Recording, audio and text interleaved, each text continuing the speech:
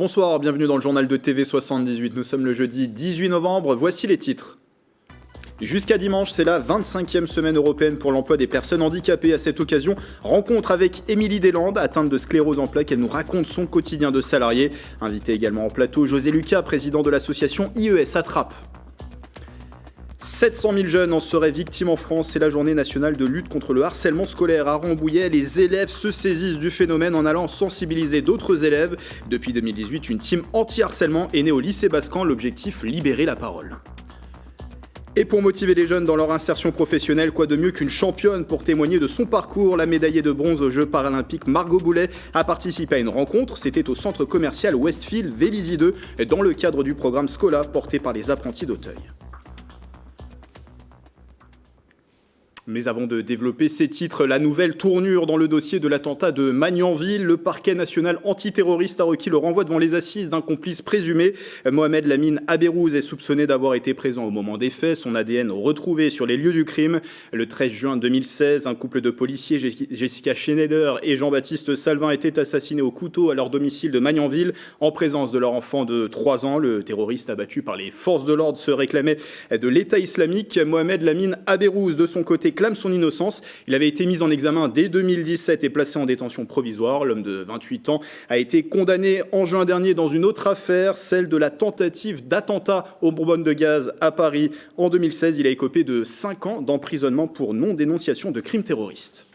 Il prévoit notamment l'interdiction des animaux sauvages dans les cirques et les delphinariums, la vente aussi de chiots et chatons dans les animaleries prohibées. Le projet de loi contre la maltraitance animale a été adopté définitivement ce jeudi par le Parlement avec un ultime vote du Sénat. Le porte-parole du gouvernement, Gabriel Attal, est venu à cette occasion dans les Yvelines, aux côtés de la députée Aurore Berger qui a porté le texte. Au programme, visite cet après-midi du refuge de la Fondation Brigitte Bardot, installée à Bazoches-sur-Guyonne. Particularité, les animaux y vivent en liberté. Les propos recueillis par Patrick Jacques de Dixmude et Maxime Lahaye. C'était important de venir ici à la Fondation Brigitte Bardot parce que c'est grâce à la Fondation, grâce aux associations que cette loi a pu exister.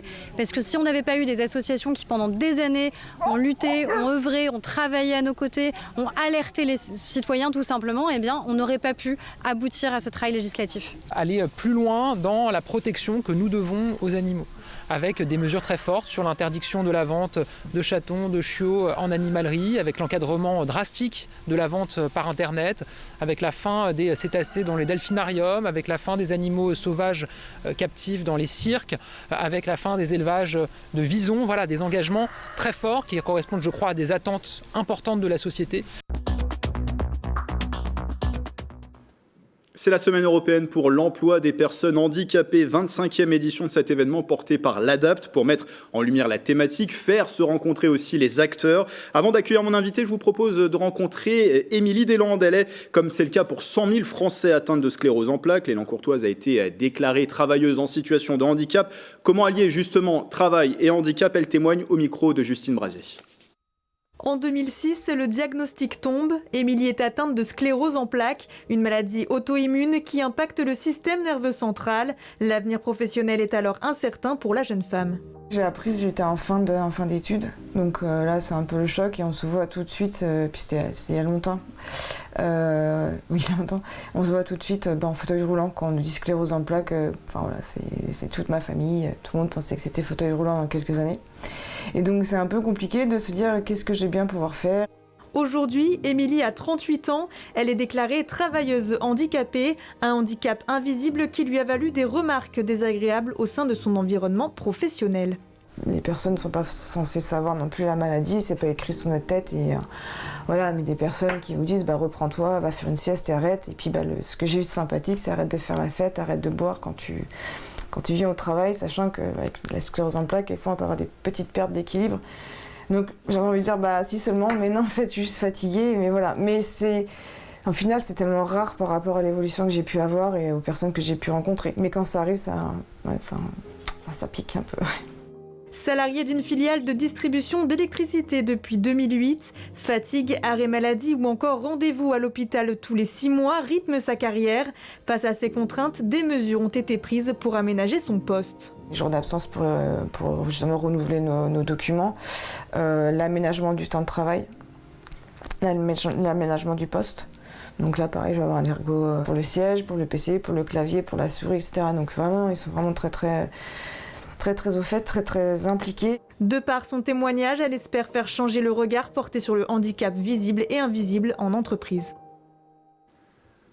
José Lucas est avec moi en plateau, bonsoir. Bonsoir. Vous êtes le président de l'association Insertion Éducation Soins. Elle se fixe comme objectif de mieux répondre à l'accompagnement des personnes en situation de handicap et agit aussi pour l'insertion professionnelle, sociale, l'éducation et les soins. Elle est basée à Trappes et l'AIES gère 9 établissements dans le département, dont l'ESAT de la Marse-Savin qui fournit à 145 personnes des postes de travail, qui est installé aussi à Trappes. On va en parler dans un instant. À propos de l'emploi des personnes en situation de handicap, c'est la semaine européenne, on le disait avant ce reportage, voici quelques chiffres. Le chômage recule depuis 2017 pour les personnes en situation de handicap, moins à 4,5%, mais il reste toujours 2 fois plus élevé par rapport au reste de la population.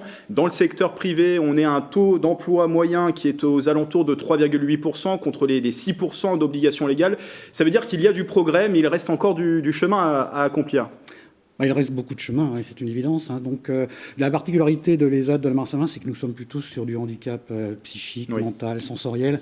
Ça n'est pas du handicap moteur. Ça peut être lié, mais donc en fait, on a un taux de sortie en matière dans le milieu ordinaire qui est très faible, qui est dans la moyenne nationale, puisqu'on est à 0,47% par exemple par an de sortie d'ESAT en milieu ordinaire. Nous en sortons à peu près 1 par an. C'est bien évidemment un objectif.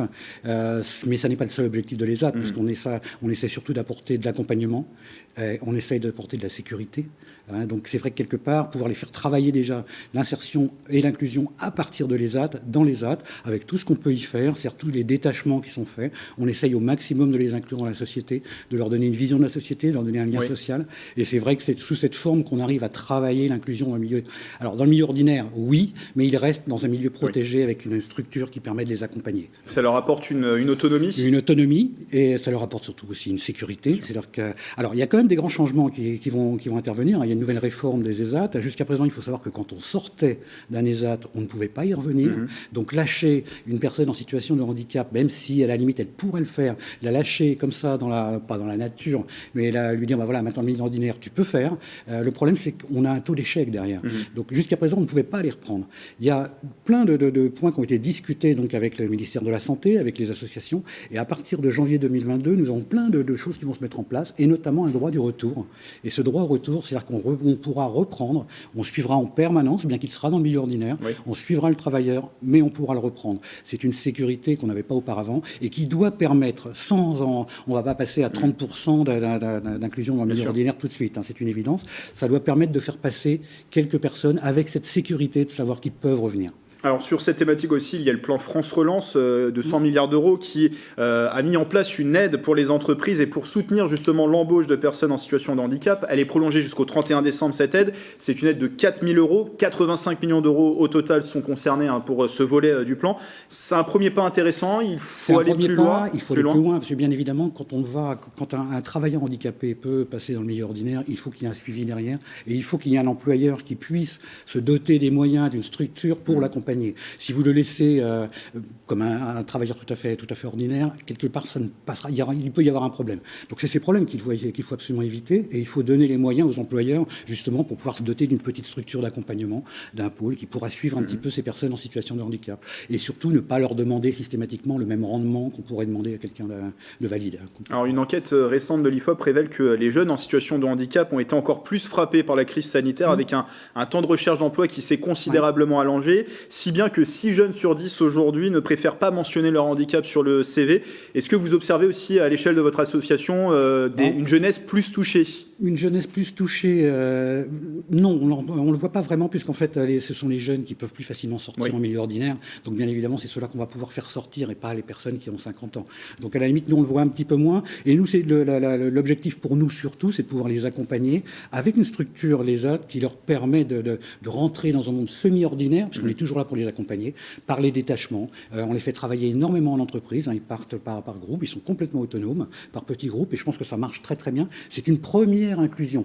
C'est pas le milieu ordinaire définitif, mais ça leur permet d'avoir toujours ce lien social et de voir un petit peu la réalité en fait du monde du travail. Un ESAT qui a été créé en 1979, si je dis pas de bêtises, 40 ans, plus de 40 ans, on a fêté les 40 ans en 2019. Sur quel secteur, quelles sont les activités professionnelles proposées? Les activités sont assez classiques pour un ESAT, c'est-à-dire que vous avez donc toute la partie espace vert. Espace vert, ça, y a pas de, ça marche dans tous les ESAT. Espace vert, blanchisserie, un gros service restauration. Nous avons ouvert tout récemment donc un restaurant à Trappes, juste à côté de la mairie. Donc tout le monde est invité à venir déjeuner aux 12h à Trappes. C'est donc un restaurant qui est animé donc par des travailleurs en situation de handicap. Ça marche très très bien. Je crois que les retours sont très très bons. Donc au-delà de blanchisserie, espace vert et restauration, nous avons aussi de la sous-traitance, quelque chose d'assez classique, de la décoration florale, voilà, de ce genre d'activités tout à fait qui peuvent donner du travail surtout. Oui. Et vous disiez, il y a une vraie différence entre avant leur venue à l'ESAT et après. Oui. C'est évident. Vous sortez. S'il n'y avait pas les ESAT, il faut savoir qu'on aurait une grosse partie des personnes en situation de handicap qui seraient au domicile, sans activité. Là, on a quand même, nous, on apporte un lien social, on apporte un accompagnement, on apporte un travail, et c'est vrai que et on apporte un salaire. C'est vrai que c'est pas uniquement la hache. Il y a une partie de salaire qui est payée par l'ESAT.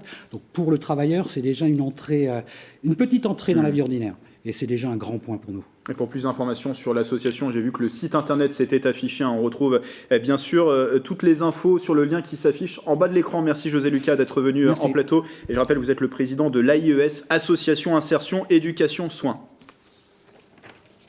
Le 3 décembre, ce sera la journée mondiale du handicap. À cette occasion, les géomètres experts de France se mobilisent. Ils lancent l'opération Blue Parking. L'objectif, c'est de géolocaliser avec précision les places de stationnement pour les personnes à mobilité réduite. Célia Gatsongo, Patrick Jacques de Dixmude et Maxime Lahaye. Sur la place de l'église Saint-Pierre à Plaisir, un géomètre expert est en train de prendre les mesures de cette place de parking pour personnes à mobilité réduite. Tous les géomètres experts de France mesurent de la même façon. On va faire une première mesure en fait à l'extérieur des places où on rentre un code pour préciser que cette mesure, c'est une mesure à l'extérieur de la place. Donc on prend une première mesure. En tout, pas moins de 6 mesures vont être prises, les 4 coins de la place, un point à l'extérieur et le point d'entrée de la place. Les 1800 géomètres experts français organisent l'opération nationale Blue Parking à l'occasion de la Journée mondiale du handicap vendredi 3 décembre. Le but, relever les places PMR avec une précision centimétrique pour faciliter ensuite le stationnement des prochaines voitures autonomes et ainsi rendre plus simple le quotidien des personnes handicapées. L'étape suivante, en fait, nous, on va récupérer notre fichier sur ordinateur et on va le transmettre en fait au site géofoncier.fr, donc un site qui est géré par l'Ordre des géomètres experts, dans lequel ils vont intégrer toutes les places sur le site pour qu'ensuite ça soit diffusé en open data et que tout le monde puisse y avoir accès. Il faut à peu près 2 minutes pour prendre les mesures d'une place. Le métier de géomètre expert est encore méconnu. Il regroupe plusieurs domaines d'activité. On fait du bornage, on délimite les propriétés, on fait des relevés topographiques, on fait des relevés d'architecture, on fait des relevés des copropriétés, vraiment c'est très très varié. On travaille sur le terrain, bien sûr, en informatique. Dans les Yvelines, seulement 30 géomètres experts sont en activité. Il manquerait sur le territoire national plus de 4000 assistants techniciens ou encore ingénieurs.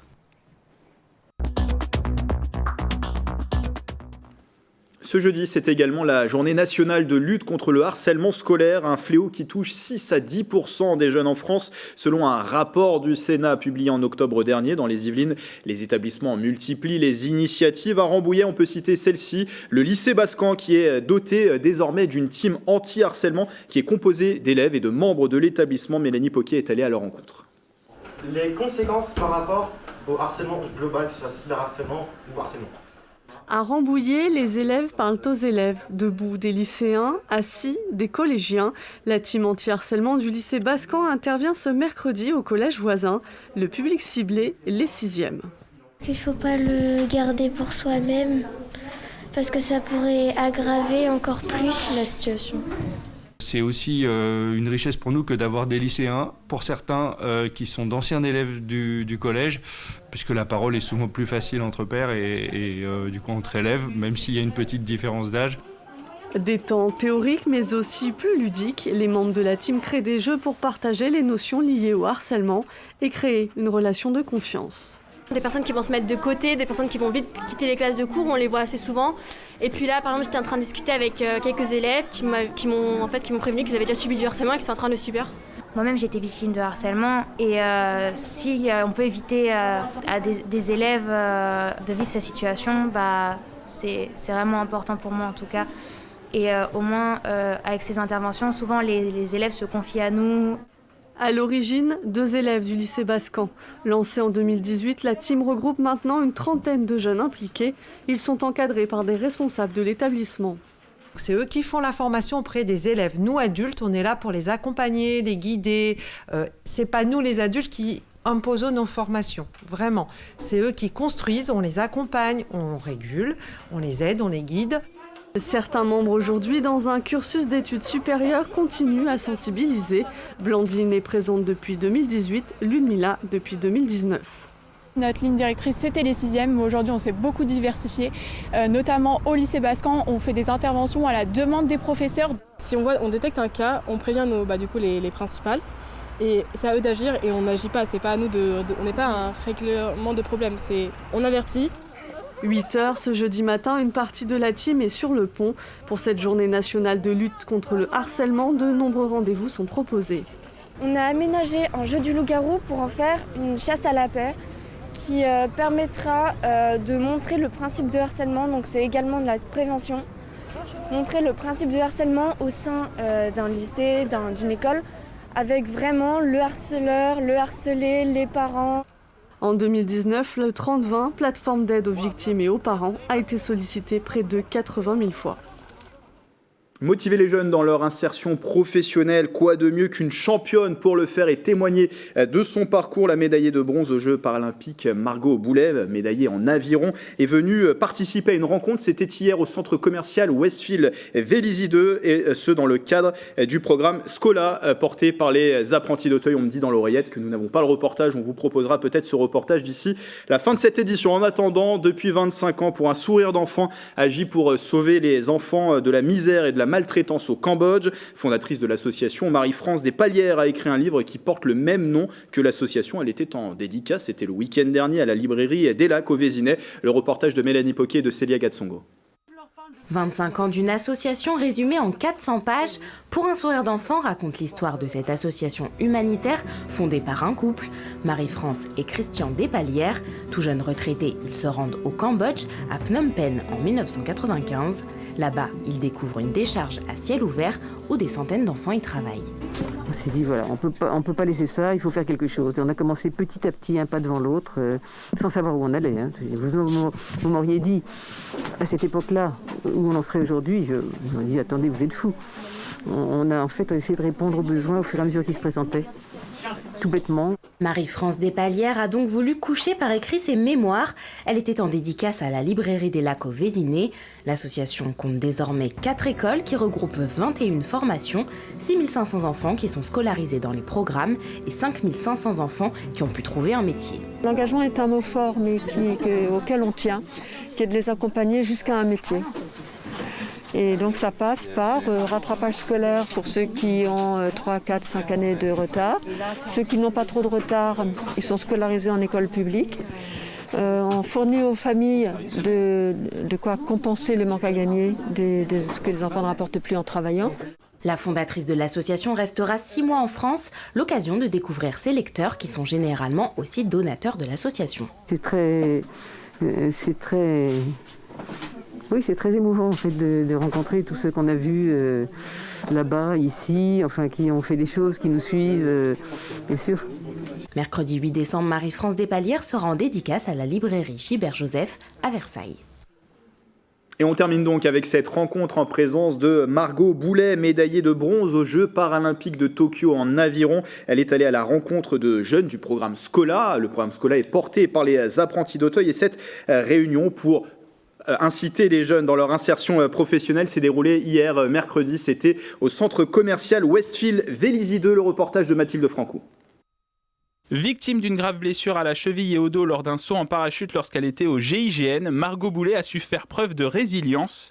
Lors des Jeux paralympiques de Tokyo, elle a décroché la médaille de bronze en aviron.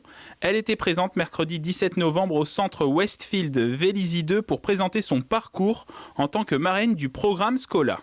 Quand on m'a proposé en fait, de parrainer cette promotion, qu'on m'a expliqué le concept, j'ai trouvé qu'il y avait un certain parallèle entre mon parcours, l'accident et cette chance que j'ai eue de pouvoir rebondir. C'est une chance aussi qu'on m'a proposée. Je ne suis pas arrivée toute seule. Et ce qu'on-là permet aussi à ça à ces jeunes.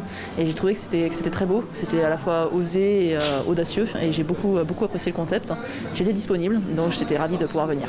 Le programme Scola, porté par les apprentis d'Auteuil, permet à des jeunes peu ou non diplômés d'accéder à l'emploi sur des secteurs en tension comme la vente. Pendant 2 heures, ils ont pu échanger et présenter leur boutique à Margot Boulet, un moment enrichissant des deux côtés. Ça nous prouve que malgré l'accident qu'elle a eu, elle se lève, elle a continué, elle est devenue championne. Ça veut dire que tout est possible tant que j'ai pas eu d'accident, je suis en forme. Ça veut dire que j'ai toutes les chances de réussir. Juste il faut croire en soi, de vouloir être déterminé. C'est inspirant. J'ai discuté avec les stagiaires, ça a donné du jus, de l'espoir. Donc c'est important d'avoir des gens comme ça, vraiment. Tout est possible tant qu'on est en vie. Un message fort que Margot Boulet souhaitait délivrer aux stagiaires du programme Scola, de quoi les rebooster pour réussir leurs examens de fin d'année et se fixer de nouveaux objectifs. Un reportage avec la voix de Nicolas Dandry, bien sûr. Voilà, c'est la fin de ce journal. Merci de votre fidélité. Demain, place au 7-8 week-end, de l'actualité et des idées de sortie pour bien terminer la semaine dans les Yvelines. Belle soirée avec TV78.